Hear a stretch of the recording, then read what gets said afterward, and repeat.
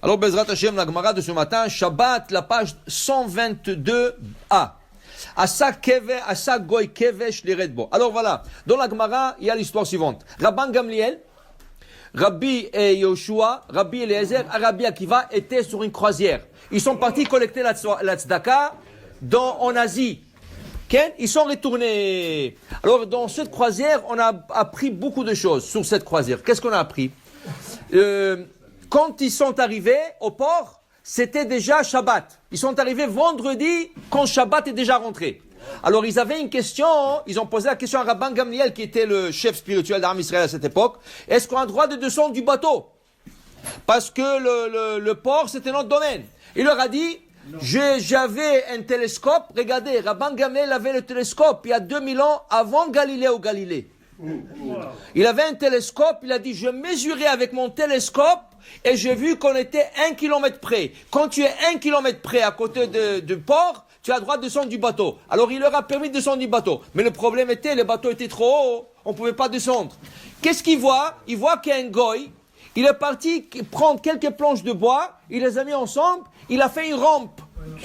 Il a mis la rampe du bateau vers le port en bas, et les gens ont commencé à descendre. Là, ils se sont posé la question, est-ce qu'on peut descendre? Pourquoi? Parce que cette rampe a été faite le Shabbat. On ne peut pas profiter de quelque chose qui a été fait Shabbat, même pas par un goy. Et tu n'as pas le droit de dire au goy de faire quelque chose. Alors, la Gemara dit que Rabban Gamliel leur a dit, regardez, quand le goy l'a fait, il l'a pas fait pour nous. Il y a beaucoup d'autres voyageurs avec nous qui sont goy. Il leur a fait pour eux. Alors, s'il a fait pour le goyim, les juifs ont le droit d'utiliser. La même chose dit la Gemara. Ner la echad, ner la mea. Un goy rentre dans une pièce, il fait noir.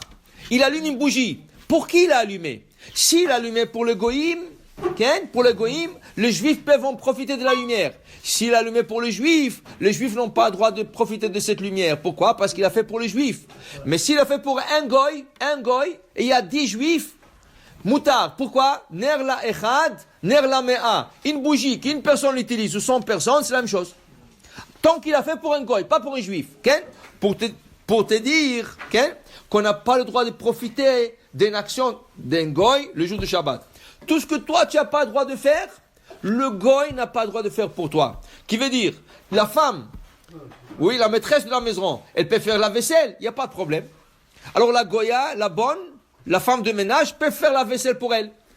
Ah, mais la femme, s'il aurait fait la vaisselle Shabbat, elle l'aurait fait avec de l'eau froide et avec des gants. Et la bonne, la femme de ménage, elle le fait avec de l'eau chaude, c'est son problème à elle. Elle le fait pour son confort à elle. La vaisselle, c'est permis de le faire. Maintenant, la femme juive l'aurait fait d'une manière permise, la goya peut le faire de sa manière à elle. Mais c'est permis. Passer la mop, Shabbat, non, tu ne peux pas. Parce que passer la mop, c'est essorage, parce que tu essores l'eau. Dans ce cas, comme la femme n'a pas le droit de passer la mop, ainsi sa femme de ménage n'a pas le droit de passer la mop. En d'autres mots, en conclusion, tout ce que nous, on n'a pas le droit de faire, on n'a pas le droit de dire au goïm de faire pour nous. Même si le goïm l'a fait lui-même. Même s'il l'a fait lui-même. Qui veut dire, s'il fait noir dans une pièce et le goïm rentre, il allume la lumière. Tu lui as rien demandé. Mais il a vu qu'il fait noir, il t'a allumé la lumière pour que tu puisses lire. Tu n'as pas le droit d'utiliser ça. Pourquoi? Parce qu'il a fait pour toi. Même si tu ne lui as pas demandé. Et même si tu lui as demandé le samedi d'avant. Tu lui dis, écoute, quand tu vois, quand le Shabbat, on a oublié d'allumer la lumière, alors tu peux l'allumer pour nous. Et il n'a pas fait ce Shabbat, il a fait 3 Shabbats plus tard, c'est interdit. Tout ce qu'il fait pour toi. 2 raisons pourquoi c'est interdit. 2. Rashi et le Maïmonide. Rashi dit la raison pourquoi c'est interdit, parce qu'il devient ton shaliach, ton messager. Quand je veux faire quelque chose et je ne peux pas le faire, je nomme un messager. Ce goy-là, quand il allume la lumière, il devient ton messager. Mais je lui ai rien dit. Et le messager, il faut lui dire, va me faire ça et ça. Rashi dit, c'est une interdiction rabbinique qu'ils ont rendu le goy comme ton messager. C'est comme si tu l'avais fait toi-même. Ça, c'est le raisonnement de Rashi. Le Maïmonide, il explique, quand on s'habitue à dire aux non-juifs, de faire des travaux pour nous le Shabbat. Si le non-juif ne se présente pas un Shabbat, on risque, dit le Maïmonide, de le faire nous-mêmes. Avec l'habitude que tout se fait pour nous le Shabbat, on risque un Shabbat quand le goy n'est pas là, de le faire nous-mêmes. C'est un décret rabbinique pour empêcher que le juif ne vienne pas le faire lui-même le jour du Shabbat. Quoi qu'il soit, c'est interdit de profiter de quelque chose qu'un non-juif, il a fait pour un juif le jour de Shabbat. Okay? Maintenant, retournons à l'histoire de la croisière. Okay? Rabban Gamliel leur a dit, j'ai vu avec mon télescope, on était 1 kilomètre près du port. Okay? Qu'est-ce qui arrive aujourd'hui, les gens qui prennent des croisières? Et le vendredi soir, le bateau rentre dans un port, est-ce qu'ils ont le droit de descendre du bateau? Alors voilà, le Tosefta, il dit, Rabban Gamliel disait que non, à moins que tu aies 1 kilomètre près. Mais la halakha, dit le Rav Yosef, il suppose ça par un Tosefta, il dit la halakha c'est permis. Pourquoi c'est permis? C'est permis parce que le bateau est transporté sur l'eau et l'eau est plus que 80 cm haut. Okay? Et tout ce qui est 80 cm haut, il se trouve considéré de se trouver dans un autre domaine. Et tout ce qui se trouve dans un autre domaine, c'est que tu as le droit de descendre de ce domaine et rentrer dans la ville. Et dans la ville, tu peux te promener dans toute la ville que tu es descendu. Okay?